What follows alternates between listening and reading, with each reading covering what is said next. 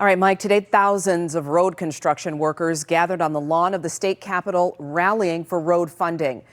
The state budget deadline is coming up soon, October 1st. And with many workers concerned over the state of their roads and their livelihood, they're asking the state legislature to approve a $3 billion plan.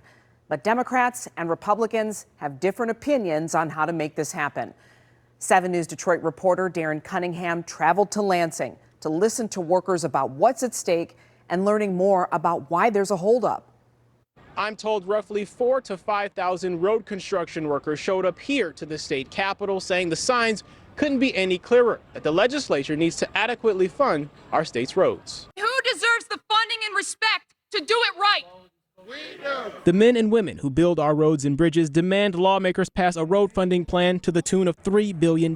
Dan Kroll is an operations manager with Toby Construction, which is working on the 696 project. Without that $3 billion, without that sufficient, what you all feel is a sufficient amount, the outcome is what?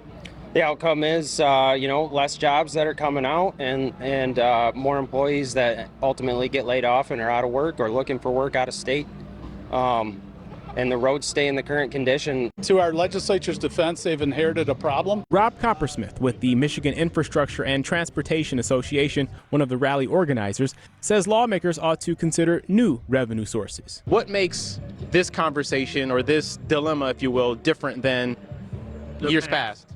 So in years past, we've taken small bites at the funding apple. What has happened is we've had federal dollars that came in, the IIJA dollars, and the governor's bonding program. Coppersmith says those funding sources are drying up. I spoke with lawmakers on both sides of the aisle about a long-term solution. Democratic State Representative Alabas Farhat of Dearborn. We might have to do a combination of some cuts and some new revenue to make sure schools are held harmless and these road workers, these hard workers out here have jobs they can look forward to without impacting other services we rely on. New revenue could mean higher taxes or new fees. However, Republican State Representative Jay DeBoyer says House Republicans proposed a plan that avoids that, but he says Democrats won't budge. What is the holdup, or what is the pushback or the point of contention, if you will? That's a great question. I'm not sure, but it's as if there won't be any movement if the Republicans don't agree to raising taxes. I think right now the issue you have is there's too much gamesmanship. As the clock winds down to the October 1st budget deadline,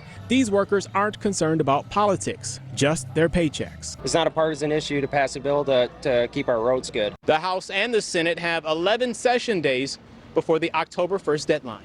In Lansing, Darren Cunningham, 7 News Detroit. All right, thank you so much.